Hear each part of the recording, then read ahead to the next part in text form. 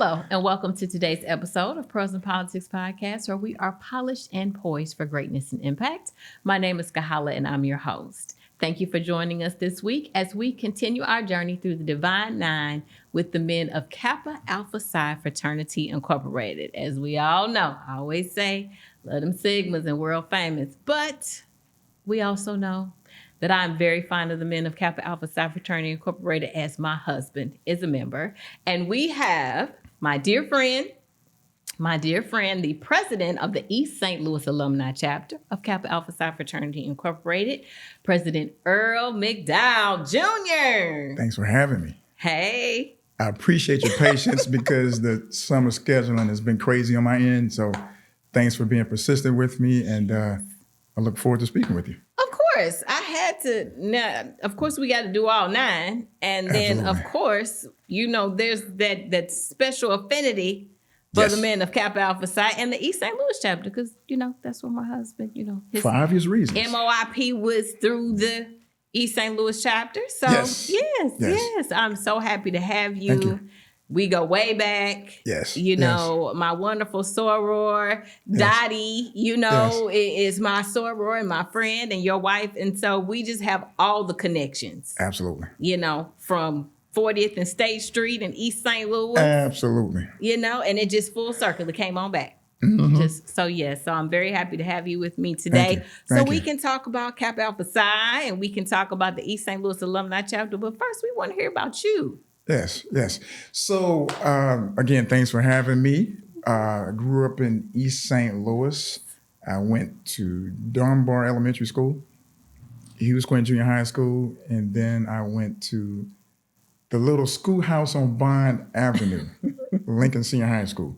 And so, I'm definitely a Dowell, East St. Louisan through and through. When I think about East St. Louis, I kind of look at it from like a multi-generational family member, if you will. So like some of my first memories in life, I remember my grandfather telling me about the race riots, the 1917 race riots, and how it just represented a lot of strife and everything for the citizens of East St. Louis. So I kind of looked at East St. Louis kind of like a grandparental storyteller. But then as I kind of got a little bit older through childhood, the thing was, hey, avoid the gangs, get your lesson, watch out for the dope game, get busy in extracurricular activities and do those type of things. So I kind of looked at East St. Louis kind of like a protective parental type of role. But then as I matriculated out of high school, and I hit the Southern Illinois University at Carbondale College campus. If you attend a university within the state of Illinois, the majority of the African American students are from where? Chicago. And so I remember going to the parties and everything, just repping East St., doing this, just being competitive. Always. Even if it was a pickup game of basketball, just repping East St. to the fullest. So I kind of looked at East St. Louis as kind of like a sibling, like a brother. But as I've gotten older, I just turned, like I just told you before the taping, I turned 50 a couple months back. And in 2020, the census numbers, the population of East St. Louis is down to like 18,000 now. When you and I were coming up, it was like 55, 60,000. But now it's 18,000. And it's almost like I'm using this particular role, this fraternal role that I have, it's kind of like maybe to resuscitate and do my little 2 cents to kind of resuscitate some of the things that are going on within East St. Louis. So I almost look at East St. Louis like full circle, like a child.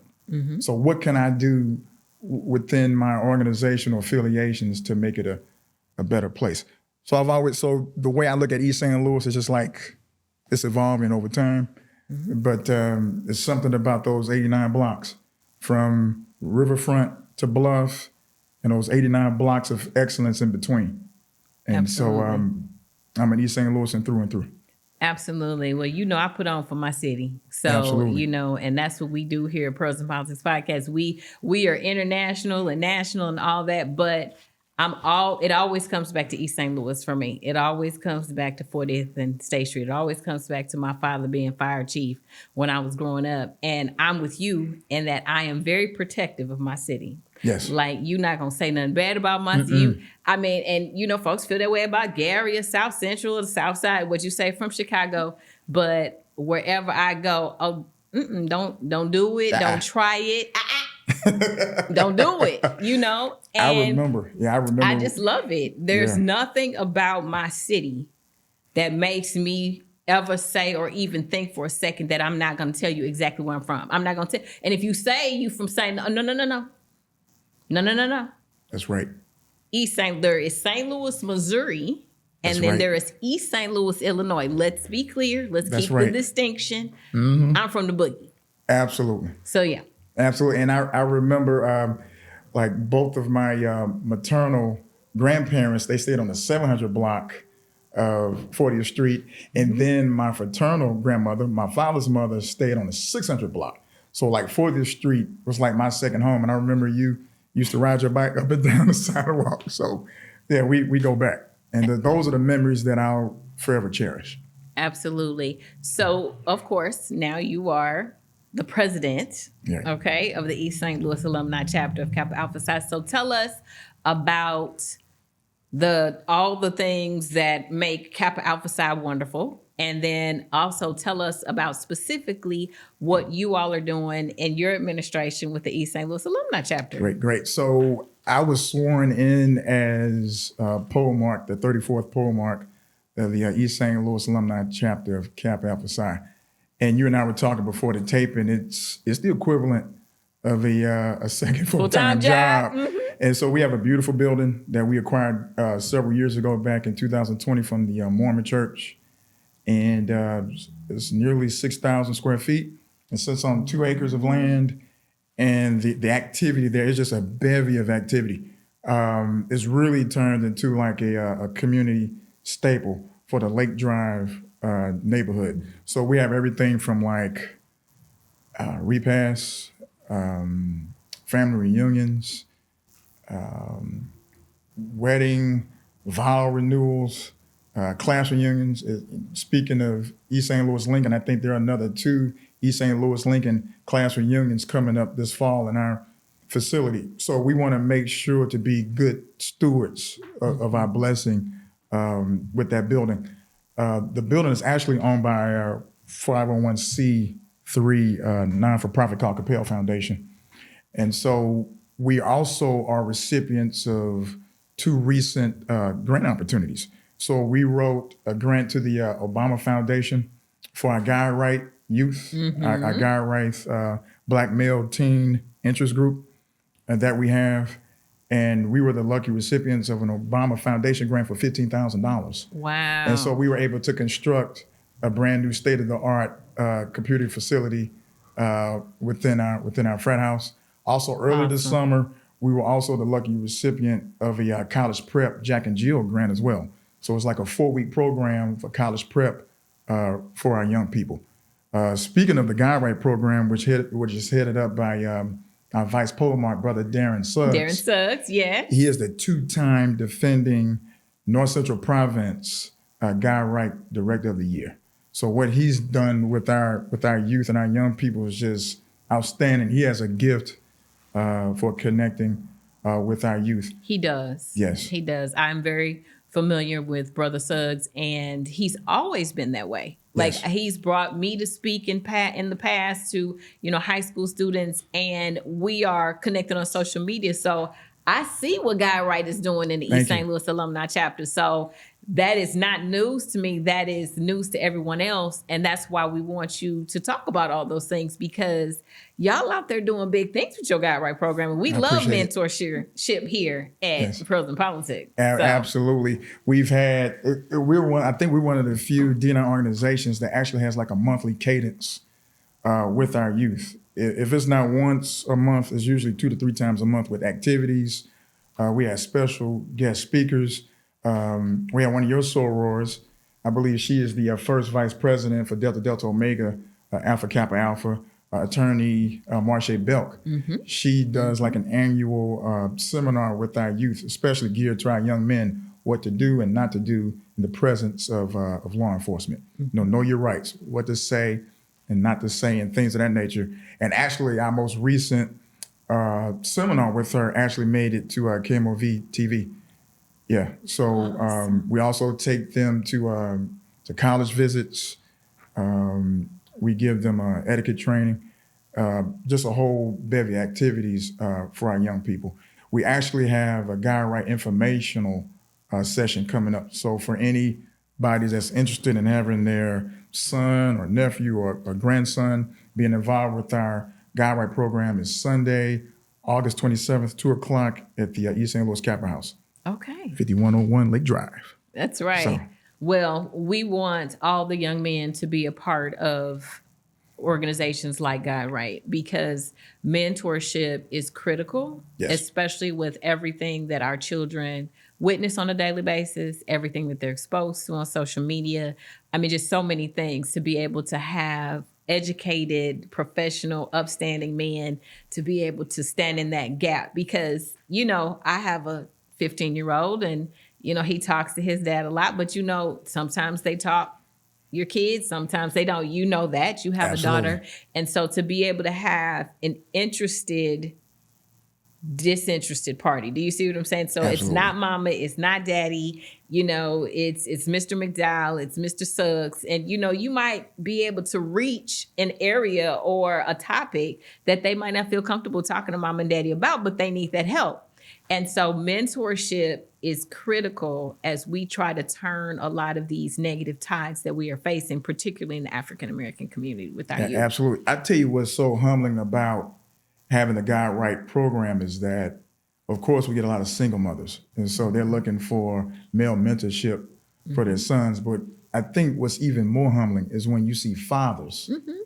I mean, these are guys who are within their sons' lives, but they're humble enough to say, hey, I may need a little extra help, or my son may need an extra push. So I'm interested in enrolling my son in you all's program. And that is so humbling for African-American fathers to say, hey, I would like for my son to have additional African-American male mentors. It's just, it's amazing. And so one of the primary features of having the Guy Wright program too is that we raise money for scholarships. Okay. So we just gave away 5 $1,000 scholarships to our graduating seniors. One of the guys is actually the kid's name is Jeremy, and he was the 2023 Eastside class president. And awesome. he's the young man that's going to Morehouse, and his first year Morehouse is absolutely paid for. But so that's one of the things that we do as mentors too. We try to locate funds. We try to locate different type of people on these respective campuses that can try to lead these young men the right direction so they can have a good landing spot once they reach their respective campuses. So. Excellent. So you have the Kappa House in the community for us to be able to rent out the space and have a safe, clean, well-kept space to have baby showers and family reunions. You have an award-winning Guy Wright program, right? Yes. So what else do you want us to know that the Alumni Chapter is doing? And then we also, within our Alumni Chapter, we were one of the few chapters in all of Kappa Alpha Psi to have a bi-monthly concert series. It was jazz music. I did see that. Yeah, so we had one in December and then also in February. The most recent one, Danita Mumford and her husband, Danita is your soror, and Danita's my frat bro. And they just tore it up. And so they are premier protainment group. And so we're just trying to not only just do the mentorship, but to be, just have a little fun, some social activities, and then also as well to have community service projects on hand too. And so we had approximately about 65 to 70 combined mentorship programs and also community service programs for the 2022-2023 fraternal year. So that's almost like an event or two per week. Right. So we're going at a pretty good clip. That's that full-time job you was talking That's about. the full-time job. It keeps you running. So that is just within your own organization. Correct. But as you know, as an Alpha Kappa Alpha woman, you know, there are 9 of us, right? Yes. And so, you know, people always think that, you know, we have these rivalries and, you know, you got your distro and you got all that other stuff. But there's something very special that you and the East St. Louis Alumni Chapter of Omega Psi Phi do. Absolutely. That Absolutely. completely defies all of those stereotypes about how we don't get along. Yes. So please tell us about that. Absolutely. I'm glad you brought that up. So one of your previous guests, Anthony Bond, he's the current bachelor / president for New Kai Chapter, the East St. Louis Chapter for Omega Psi Phi Fraternity Incorporated. And I remember we were kind of coming up through the ranks for our respective chapters. We used to make jokes on the side, you know, we'd be at parties and stuff. It's like, man, one of these days, man, you and I, we're going to get something together for our chapters. And we have more similarities than differences. So we're not just going to just degrade ourselves to tribalism. We're not going to do anything like that because the need is so great within East St. Louis to get certain things done. So I actually attended their Founders Day banquet in November, November 2022. And during my presidential greetings, I said, you all's fraternity was founded in 1911. Ours fraternity was founded in 1911. And I said, I also have you to know that the New Kai Chapter was chartered April 10th, 1955. And the East St. Louis Chapter of Kappa was chartered just a week later, April 17th, 1955. So not only are we 1911, we're also 1955 too. Let's make something happen. We've got a lot of similarities. So what was the result of that? We came up with an inaugural 1911 Cup golf tournament, and it was outstanding. It was the first time that our 2 chapters have really just collaborated on any kind of social / fundraising event. We had our 2 respective committees. It was we put it together within like about maybe 2 to 3 months, and all the sororities participated. There were like a couple hundred people out there. We sold out of golfers, and we attached a day party to it. Shout out. You did. Yeah, shout out to our golf tournament chairman, Brother Kennard Tucker, and their golf tournament chairman, Brother Irvin Blue. And it was just something to behold. So we're hoping that we can engage in the future with other potential collaborative efforts, such as the golf tournament. And guess what? Their New Kai Foundation and our Capel Foundation, we raise money for what? Scholarships and programming for our teen interest groups. And theirs, I think it's called Project Manhood. Ours, of course, is Guide Right. So when it's all said and done, we raise thousands of dollars for our young people. And that's what it's truly all about. And that's why I brought it up, because when I led in, a lot of times we are said to not get along or to be, you know, rivals, you know, even in the sororities. But as a community, so even outside of our Greek affiliations, it says a lot that Black men can come together for the community, right? Absolutely. For the children, you know, for scholarship, for all those things. And we need more of that, no matter what we're a part of. So whether it's doctors and lawyers, whether it's teachers, whether it's coaches, whether you're Greek, whether you're not, but to be able to come together as a community and collaborate on efforts that are going to build the community. What did you say?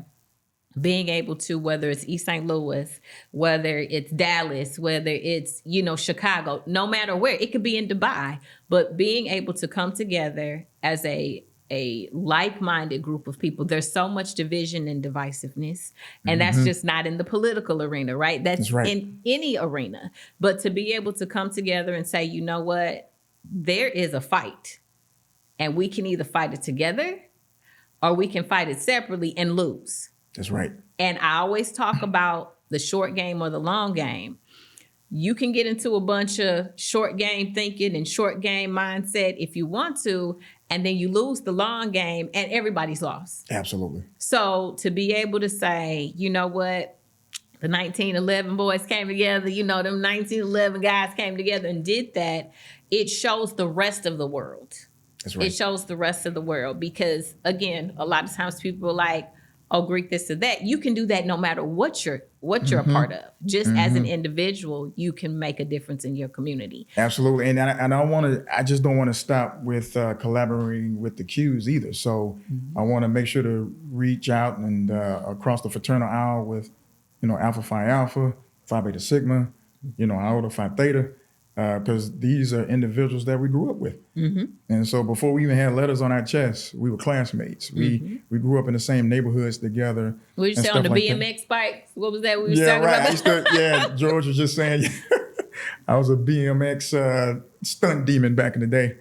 No helmet in sight. I don't know what I was thinking, but just to be able to bring that all together. And guess what?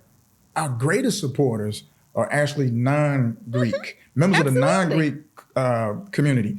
Without our family members, without our neighbors, without our coworkers, we would not be able to sustain.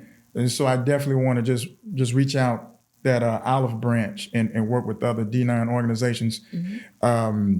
Last year, I believe in 2022, Delta Omega would have several of their chapter meetings at our place. Sigma Gamma Rho, the Alpha Upsilon Sigma chapter of East St. Louis, they have had their youth symposium held at our venue, and it goes on and on and on. So we have really created an incubator for collaboration. And as long as I got the gavel, that's the way it's going to be. So. And that's how it should be. And again, people are watching. Yes. And that is something that we often forget because we're like we're just doing life, right? You're pole marking and you're working and you're a spouse and you're a girl dad and you do all of these things, you're podcasting, and we forget that people are watching. Yes. And so the example that we set through God, right? The example that we set in maintaining our facility in a manner that's decent and in order. All the things that we do, we need to do it well and do it in excellence unto the Lord, because people are watching and people will look at President McDowell and say, you know what? Like, I can do that. I can go to Carbondale and I can graduate. And, that scholarship, take it from somebody who just had their student loan debt forgiven. Yes, I said it. I find, yes, who had all the things forgiven. And I'm thankful for that. What did you say? Oh, he's a Morehouse man now. That's right. And he completed his first year completely debt free. Like, those are things that historically we oftentimes as the African American community have not enjoyed. Have not had those things. We come out with student loan debt. We come out with all these different things. And it sometimes puts us a little further behind than we want to be or we should be. Whereas other communities of people have come together to be able to put people in a position to not have those issues. Yes. I went to law school with folks that came out completely debt free. Yes. And I'm like, oh, that's nice. But you know what? I'm still going to go. I'm going to do what I need to do. And then 20 years later, President Biden and my soror, the vice president, gonna fix it. Thank you, Jesus. But that young man today doesn't have that problem. There are 5 individuals who have $1,000 scholarships because of the work that your fraternity is doing today. And that's what a lot of people don't know about us and why we have the Divine Nine coming on this platform to let people know. What did President Biden say? It's not about the colors, it's not about the stroll and it's about so much more than that. And to be able to come on a platform and tell people, what did you say? Some of our biggest supporters are not Greek and never will be. That's right. And so there are people that need to know what it is that we do and why we do it. I want to give a lot of that Greek collaborative type of environment. I want to give kudos to the East St. Louis National Panhellenic Council too. So Robin Carey Boyd, she just rotated off as president. I think she was president for about 7 or 8 years. Yes, a very long time. She's been on the podcast as well as president of the NAACP. Yes. So she has done an awesome job. She has. And throughout the years and making sure that we don't step on each other's toes logistically and programmatically with our scheduling and things of that nature. And her husband now has assumed the role as the subsequent president. And another thing, too, there's a great crop of current presidents for the East St. Louis Pan-Hellenic chapters, for the D9 organizational chapters. And it's been a pleasure to work with them. We have a few that were just kind of outgoing and some incoming, but it's been great. It has. So I got to give kudos to the Pan-Hellenic Council for that. Yes, you all are doing an outstanding job. So as we get ready to close, I always have to ask. We were just having fun. Wait a minute. I know, but did I talk your ears off? No, you didn't. But you coming back, right? Okay, all right. We can have a part two. Absolutely. Okay. So as we get ready to close, I have to ask everyone why. Why Kappa? Why Kappa? What would the young Morehouse man, when he goes down there and he trying to figure out whether he gonna shimmy or what he gonna do? Why Kappa? One of my earliest memories of leadership as a kid was a mayor call officer, because he was mayor. He was, as a matter of fact, I think he was the youngest mayor elected nationwide at the time. I think he was just like 24, 25 years old. And he appointed my father the youngest fire chief at that time. So yes, for 11 years. Absolutely. And I think he was kind of like one of my first impressions of like municipal leadership. And I knew at an earlier age that he was a Kappa man, and several teachers and educators that were in School District 189, several of my parents' friends or what have you. And I said, you know what, I think it would be a good fit. No disrespect to Mega Psi Phi, Alpha, Sigma, or Iota, but I just kind of felt that Kappa would be a good fit for me. So I owe my initial interest in Kappa to the brother that made me, Brother Kevin Riggs. And he was just on me for like a couple years. Hey, you need to look into this. I think you'd be a good fit. And so I owe my membership of Kappa Alpha Psi to that brother. And I tell him every chance I get. So he made me and into the Kappa man I am today. So I hope he's looking at this. Awesome. Well, you know what? Looking at you and many of the men like yourself, I can absolutely see why my husband made the choice he made. Yes. And, yes. You know, I have a brother that loves his Phi Beta Sigma. Yes. My cousin Todd, rest his soul. Todd Hill was my guy. When I was Cahokia athletic director, I hired him as our head girls basketball coach. So they went from winless the previous year to a playoff team. They won their first regional game the very following year and made the playoffs for the first time in like 10 years in his first year as head girls basketball coach. And our Friday ritual is that we would get chicken pot pies at KFC in Cahokia, so we could talk. So we could talk strategy. I can totally see that. So yeah, that's my guy. He was Mr. Go Mob. Okay. Yes. And so we have two boys. And so Corey and Todd was always, I'm like, no, sirs.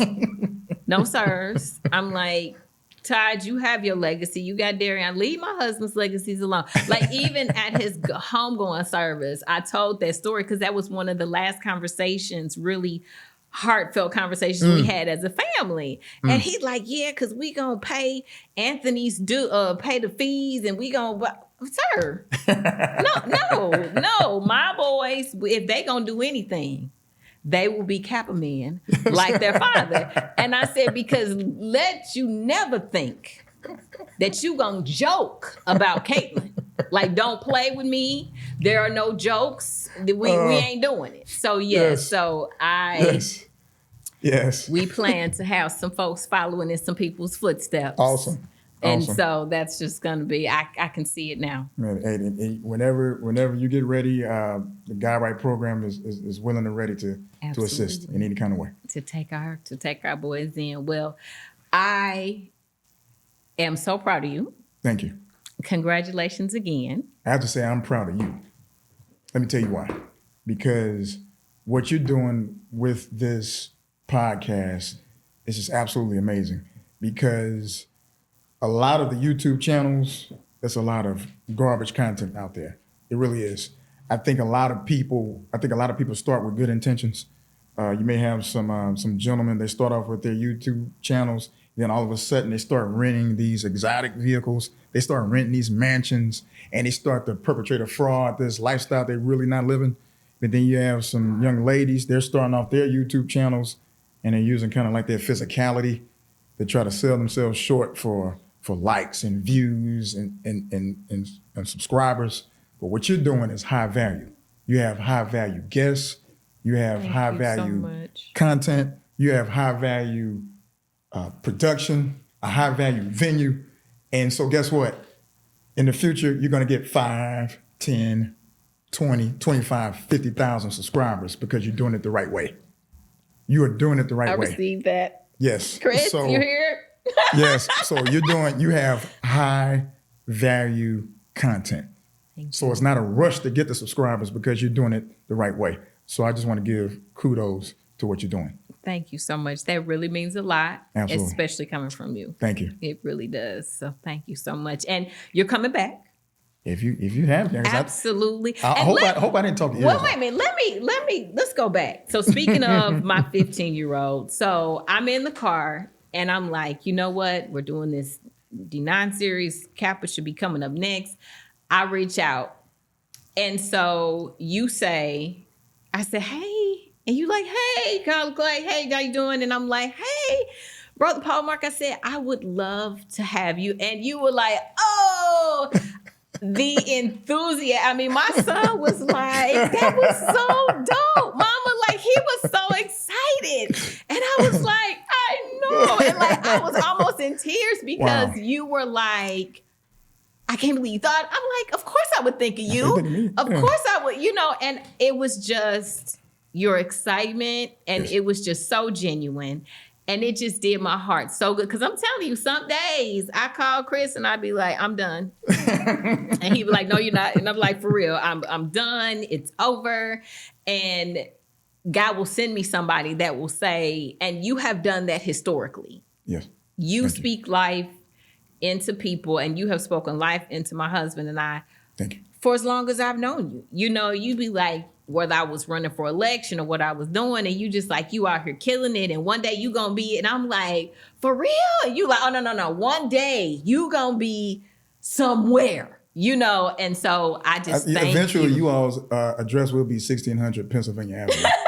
Well, eventually. What you've always said that. And so I just thank you for being so encouraging. Like, that is a lost art. It's something that we oftentimes don't do. And I am that type. I'm a supporter. I'm an encourager. I don't have a hating bone in my body. I say it all the time.